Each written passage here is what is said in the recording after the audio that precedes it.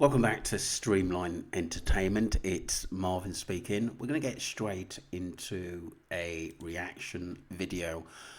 And this was basically Wax Unfiltered. Please go over to subscribe to him. Listening to what Hayley Comet had to say about this person talking about the ride. Apparently, Jay going up to Masca with a few others and a stop off. Let's get straight into the video. This is interesting.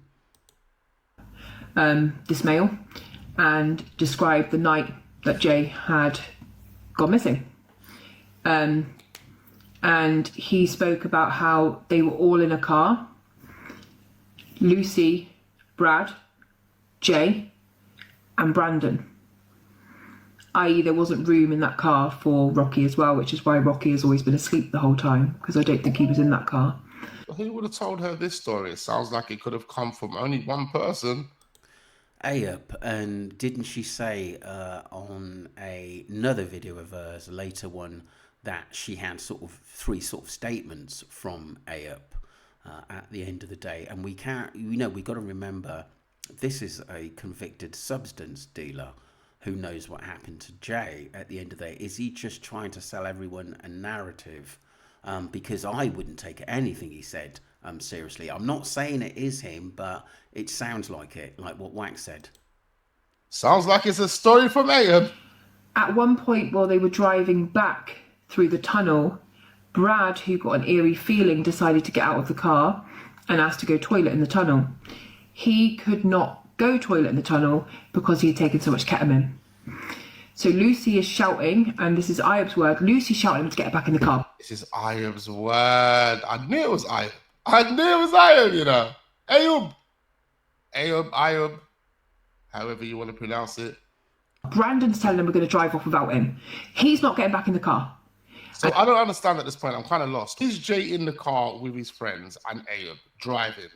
If that is the case, why is Brad feeling some type of way and jumping out the car? Are they en route to do something to Jay at this point? Which means they're all in the car, all his friends are ready to do this guy dirty.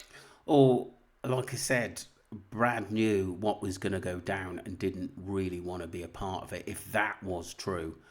I'm not 100% sure on it at the end of the day, that I believe. Hayley, look, I've got a lot of respect for Hayley at the end of the day for continue to follow this case. But sometimes people do tend to give you a narrative. It might well be true at the end of the day, but why would he come out and tell her all of this? Is it because she keeps talking about the case and he wants to stop talking about it, so he's just sold to something? Is that what you're telling me? Because that's what it sounds like. Brad had second thoughts, decided that he wanted to go to the toilet, but couldn't go to the toilet because he was on ketamine. I mean, I'm lost. I feel extremely lost at this point. They said, so we've left him. Okay. Then I hear from someone who is Brad's friend who says the exact same story, but he tells me that Brad had a funny feeling that something was going to happen that night, so refused to get back in the car. He pretended he couldn't pee, and then he ran back to Los Cristianos.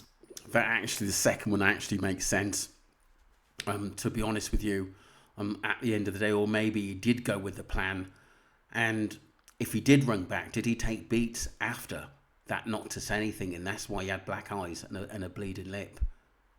Because like I said, they could have caught up with him on a later date, especially if this happened Saturday going into Sunday. So there's Ayub saying, yeah, no, that did happen. Brad did get out of the car. Like, he was just couldn't wait, and we weren't waiting. And I thought, why wouldn't you wait for him? Wow. So Ayub is claiming that they were all in the car together at this point, which means what Rachel told us is an absolute lie. And what Ayub originally told us is an absolute lie. That's if Ayub said this to Hayley. And I don't think Hayley's making this up. She says she's got the receipts for this. Okay. So Ayub's basically said that they were all in the car together going to the Airbnb, and Brad got cold feet and decided to jump out the car. Cold feet in regards to what? I don't know. This is this would really make sense, really, in some ways, because Rachel has always protected her son, and I believe that Lucy and Brad told Rachel first before it went out to basically anyone else. This is what I think, so they could, get a story together to tell Debbie. I really don't know. Again, if this is true, it means Rachel and Abe were lying because they both said that Jay gave Brad the key. Originally, Abe said Jay lost the key, but then he changed it to Jay gave the key to his mate. And Rachel had more or less the same take because she said it was Brad that told Jay he wanted to go, but Jay had other ideas. He tried to convince Jay to go with him back to the hotel, but Jay wanted to go off with these other two guys. He said it was okay, it was all right because they knew them. And he said, look, Jay, you contact me when you get there, which he did, according to Rachel. And then Jay said to him he's going to get some kit and get a taxi in the morning. What? Do you know something as well? Do you notice that Abe did, or whoever it was telling the story, doesn't give any kind of timeline at the end of the day? So, nothing time and what time did you get there? Hayley must have asked these questions because she's quite clever like that. But it does make you think, doesn't it? No timeline whatsoever, what day it was either. This case is literally a whole web of lies. I can't wait to see Abe's podcast that's coming out in the next couple of weeks. Why wouldn't you wait for him? If he was just struggling to pee, unless you were on your way to do something or you'd already started doing something to Jay in the car, why do you need to race off? And Brad's just like, nah, I felt everything was weird in that car. I ain't getting back in it. So we then hear that Jay goes up to... I mean, can we believe that Brad felt that way? Is this true? I mean, she's saying that Abe said this, and then Brad's friend also said this. Masca Mountain.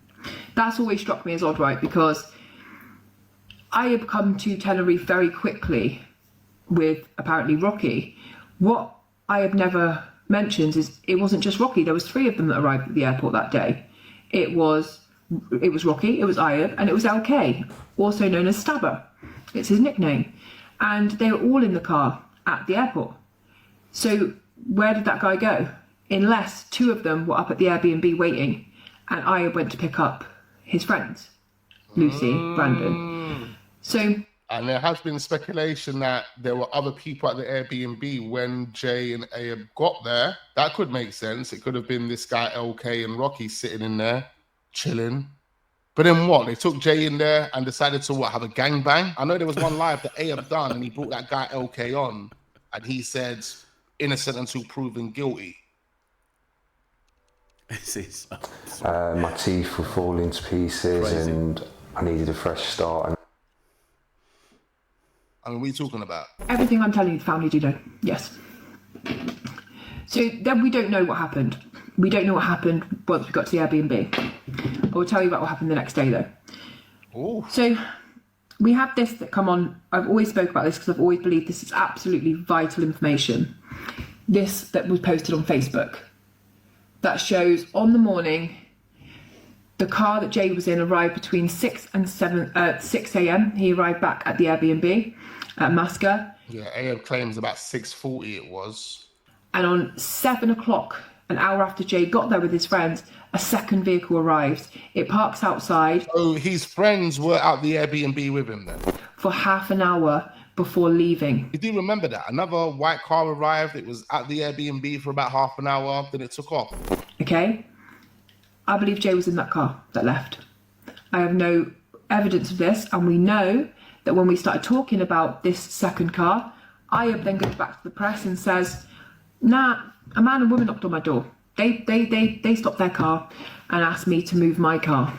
And that's what was going on. Yeah, Abe did change that part of the story a few times. But why would the friends be at the Airbnb with Jay and allow this next car to come along and take him away? Is that the moment they decided to fabricate Jay Slater's pictures on Snapchat?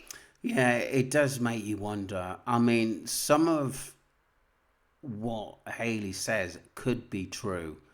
But you got to look at the people who behind it. If it is Abe behind it, what can you really believe which is true and which is not true?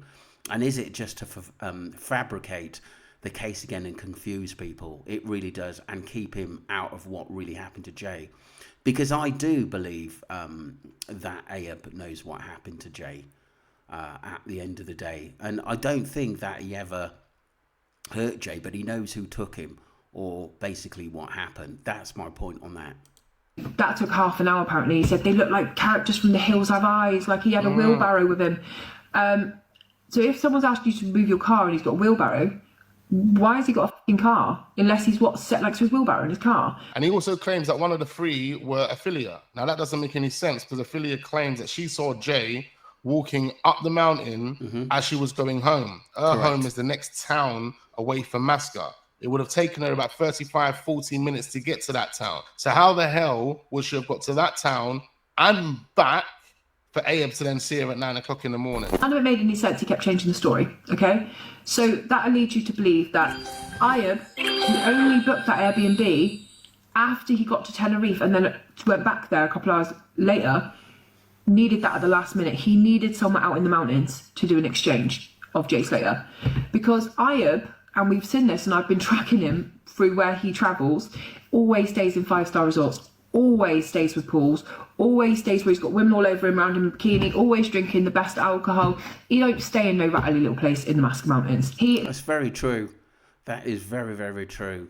I agree there, because don't forget when he got there, there was information put up of him staying in like a 4-star hotel. So why would he go to the Airbnb? And it said that he's got his own place over there. So why not everybody go back there? Why out into the wilderness, into Masca? It literally goes to party places where there's kids and young people, where his business takes place, whatever he wants to do, drugs, fruit and vegetables, whatever your thing is this week, I don't know. He does not stay in little Masca, cute little mountain places with his friends. He just doesn't. So that leads you to believe that there is someone else who may have picked Jay Slater up from this place. So what happens next? The next day, this is from Brad as well, straight from Brad.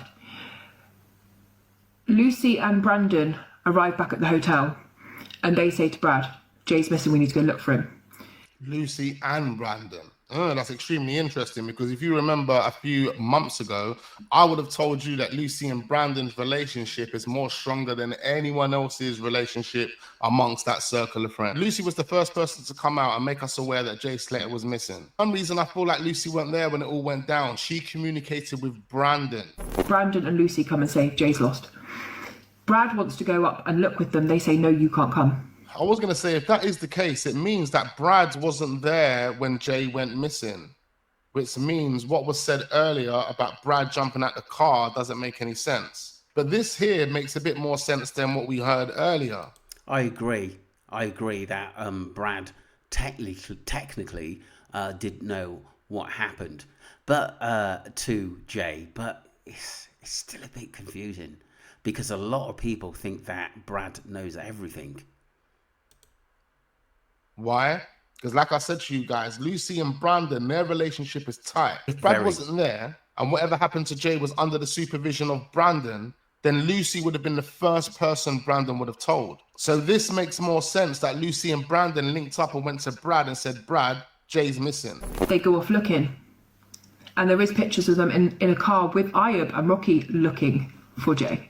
Okay, because they've taken pictures out the front of their car looking at a police car who's also looking for Jay. So this is when Ayub says they were at the side of the mountain during the night screaming Jay, Jay. Is that what Hayley's kind of referring to here? So they're out there. Then they come back. But then that also goes against what Lucy said, because Lucy said there were two strangers. He said she didn't know them. All of a sudden, Lucy found the Airbnb through the picture that Jay allegedly put up on his Snapchat. That was the picture of the landscape. I don't think anyone would have found anything based on that picture. Later on, Lucy and Brandon, and they say, we need to look for Jay again, but you can't come with us. And Brad's like, in case he comes back here, he figures like, I've got to wait here. They still haven't alerted anyone back home, Jay's mum or anything, but Lucy's mum already knows. So Lucy's mum knows before Jay's mum. And Lucy and Brad... I've always thought that Lucy and Brad would tell Rachel Hargreaves everything, and then basically she would say, look, listen, we need to all talk about this before we tell Debbie. This is what I think, and this is why Rachel Hargreaves is basically keeping the lie going. Brandon, go to Brad the second time, say we need to look for him again, but you need to stay here. So on the third time when they come back and they need to find Jay and they're getting to the stage where they need to alert someone that Jay's missing, they say to Brad, you've got to come with us now. You've got So this is the third time they go looking for Jay. to come and help us search because we need to make a police report like we've just lost Jay. And Brad... So this is the third time. This time they need Brad to go with them because they need to make a police report. Okay. Brad says at that stage, he says, no, I'm not going. I'm just wondering when, if he's after that, he was bullied into doing things that he didn't want to do and help fabricate the case. And this is why he may have had a bloody nose and black eyes. There's something too weird going on here. And then Brad doesn't want to go because he believes there's something too weird going on. Yeah. What is going on? Because in the whole midst of this, I still don't understand what's happened to Jay. That's the main thing. Do you notice as well, there's no timeline. Someone's telling the story, but they're not giving times. If something happened to my friend and I was there, at the end of the day, time is very, very important to me. If someone said, what time is this, Marv? Would I say, well, between 10 o'clock and 10:05 at night? Could you remember being in the car? Yeah, round about, say, 9 p.m. and stuff. What time did you hit the Airbnb? Well, 45 minutes after. You would... Time is very, very important in this case. That's why I can't take it completely serious if it is Ayup or someone else that was in the car. It doesn't add up. Some of it, there could be a bit of truth in it at the end of the day. But what we got to remember, if it is Ayup, they're just covering their own tracks. Like I said, if you want to go and listen to it, it's Wax and Filtered. Go and subscribe to him talking about Hayley Comet. But I just thought I would comment on it, to be honest with you. But like I said, it maybe has a little bit of truth in it, but I wouldn't. I do think it's come from air, but I wouldn't 100% back everything that was said. Some of it, like I said, could be true about the drive up there, but we got to understand. This guy knows Ayup, knows what happened to Jay Slater, and he ain't saying. And so sometimes these stories are going to fly about out there, and he's hoping that people are going to believe him if these messages are from him. Don't forget to subscribe to Streamline Entertainment and let me know what you think, people, whether there's truth in it, and do you trust Ayup? I don't.